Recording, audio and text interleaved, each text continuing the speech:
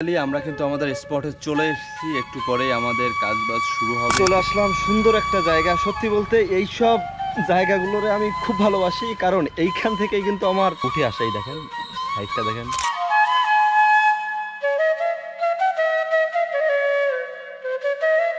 Food হ্যাবিটটা প্রথম কথা হচ্ছে আপনাকে জিভ নিয়ন্ত্রণ করতে হবে। জিহ্বা যদি আপনি নিয়ন্ত্রণ না করতে পারেন তাহলে আপনি কখনো সুস্থ থাকতে পারবেন না, সুন্দর থাকতে পারবেন না। দর্শক, ফাইনালে কিন্তু আমরা ভ্যান পেয়ে গেলাম, আর এখন আমরা যাচ্ছি বটিয়াঘাটা প্রাণী সম্পদ অফিসে। সেখানে আমরা একটু কাজ সাইডে, তারপরে আমরা আউটডোর শুট করবো। আউটডোর আপনার সাথে থাকুন আর দেখতে থাকুন।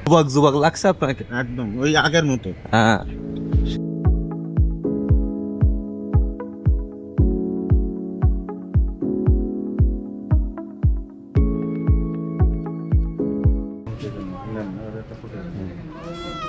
প্রাণী সম্পদ ভালো আছে না? এই আপনার বসের সঙ্গে তো আগে কথা বলতো, ওই উপজেলায় কেমন গেল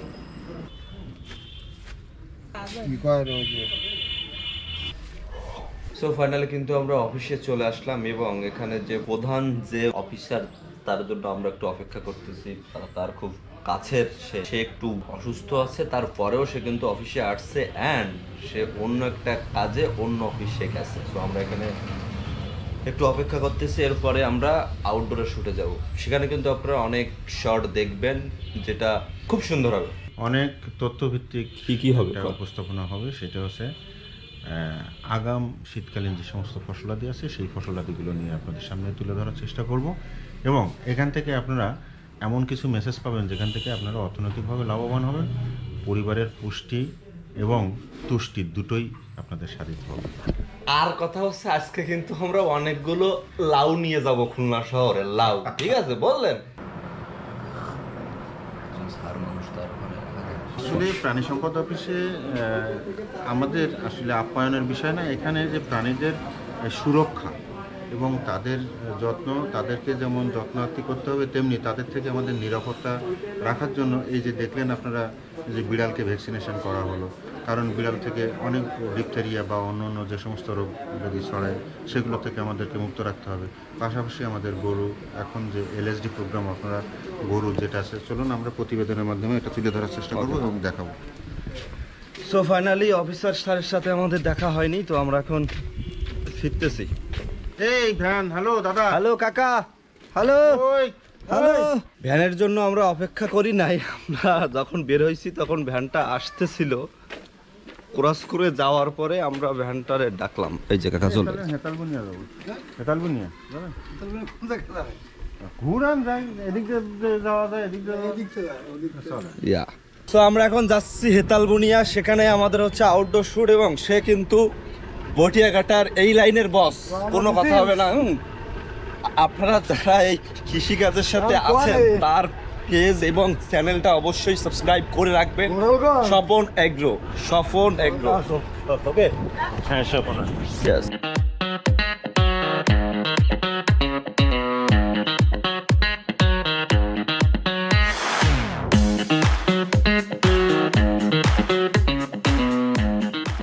ফাইনালি আমরা কিন্তু আমাদের স্পটে চলে এসেছি, একটু পরেই আমাদের কাজবাজ শুরু হবে। তো এখানে আইসে মানে সত্যি বলতে খুব ভালো লাগতেছে। এই যে সবুজ, মানে একটা সবুজ যে সাবজেক্টটা থাকে সেটা আসলেই সুন্দর। চারিদিকে সবুজ গাছপালা ভরা, এবং খুব ভালো লাগতেছে খুব।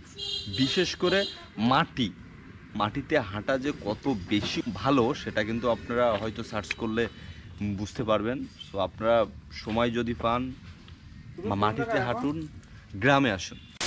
ফাইনালি এখন কিন্তু ড্রোন শুট করা হচ্ছে, আর এই সবুজের ভিতরে যে ড্রোন শুটগুলো সেটা আসলেই সুন্দর লাগে, অত্যন্ত সুন্দর।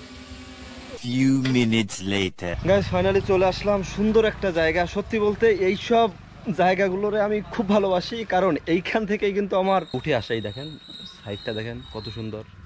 ও, এবং এই যে এই সাইডটা দেখছেন, এবং এই শাকোটাও কিন্তু অস্থির, অসাধারণ।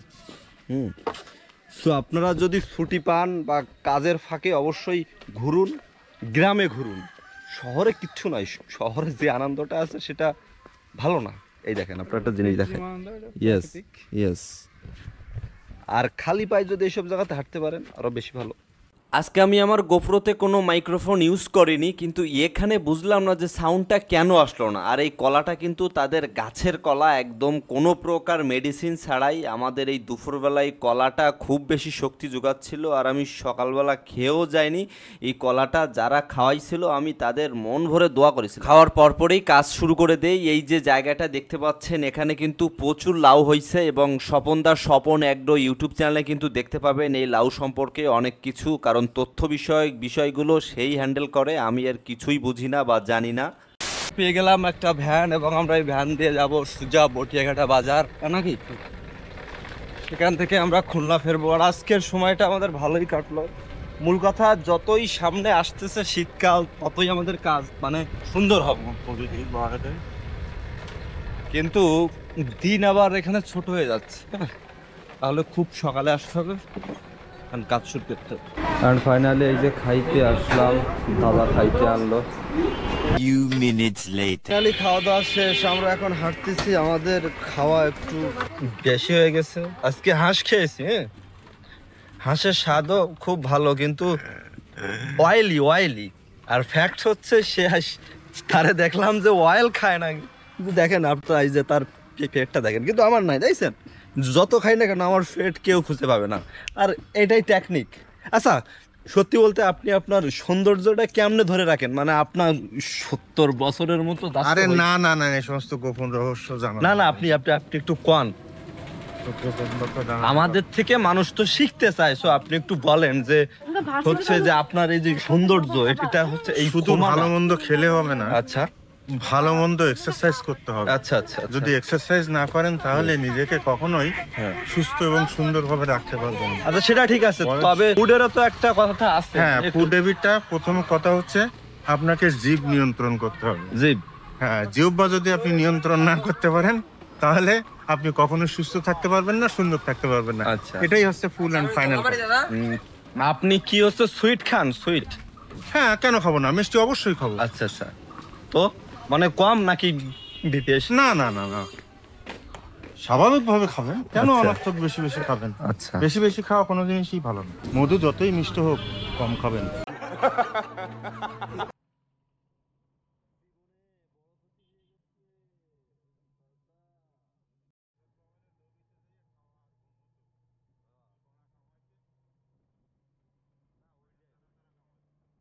কি করতেছো? কদিন থেকে তুমি কি করতেছো? গাইস আমরা কিন্তু পাহাড়ে আছি এখন, আর হ্যাঁ। সেই পাহাড় থেকে এখন নামতে, হ্যাঁ বুড়ো হাওড়া দিয়ে তো হয় না, এই জন্য হাতটা কি আর ধরে করা যাবে? নামাচ্ছি, এই জন্য হাতটা ধরে নামাচ্ছি, বুঝলেন? এই যে সীতাকুণ্ডতে নাম। ফাইনালি নামলাম। এই যে আমাদের একজন, হ্যালো গাইস, পাহাড়ের থেকে আমরা কিন্তু এইমাত্র নামলাম। আমরা কিন্তু যাওয়ার পথে আরো একটা ক্ষেত দেখতে আসলাম। এটা একটা খামার, এবং খামারে এখানে মাছ আছে। কিছুদিন আগে কিন্তু এখানে হয়েছিল তরমুজ, এবং খুবই ভালো ফলন হয়েছিল। আর আমাদের এই যে কৃষিবিদ আছেন আমাদের বদ্দা, তো হচ্ছে এখন এখানে হবে ওরে উচ্ছে, দেখেন দেখেন এই যে উচ্ছে গাছ, মানে যে পাকা উচ্ছে, ওহো দেখছেন উচ্ছে গাছ, সাথে আমাদের সেই কৃষক, আমাদের আরো একজন বদ্দা, সে কোথায়? হ্যালো বদ্দা, আপনি কি আছেন? Few minutes later. সুপ্রিয় দর্শক, ফাইনালি আমাদের ভিডিও শেষ মুহূর্তে আছি আমরা, এবং শেষ বলতেও পারেন। এই যে এখানে আসলাম, টমেটোর চাষ আমার খুবই ভালো লাগলো, খুবই ভালো লাগলো। আমি যখন ফার্স্টে ঢুকছি আমি ভাবছি যে গোলাপ গাছ ঠিক করতেছে, কিন্তু আসলেই না, টমেটো অসাধারণ, এবং ফলনও খুব ভালো হয়েছে। আর এই যে ফলন সম্পর্কে আমাদেরকে শেখাচ্ছে হচ্ছে স্বপনদা, আমাদের বদ্দা, নাকি বদ্দা? তাইলে কিন্তু ভিডিও শেষ করলাম, বলেন বলেন। ওকে, থ্যাংক ইউ সো মাচ। ভিডিওটা ভালো লাগলে একটা লাইক করবেন, কমেন্টস করে আপনার মতামত জানাবেন, শেয়ার করতে পারেন যদি আপনার মনে হয়, শেয়ার করতে পারেন। আর যদি ভালো লাগে তাহলে টমেটো চাষ করুন। আর যদি ভালো লাগে, যদি বেকার না থাকতে চান, অবশ্যই টমেটো চাষ অবশ্যই। আর নতুন ভিডিওর জন্য ফলো করে সাথে থাকবেন। ভিডিওটা যদি ইউটিউব থেকে দেখে থাকেন, please subscribe must. Bye bye.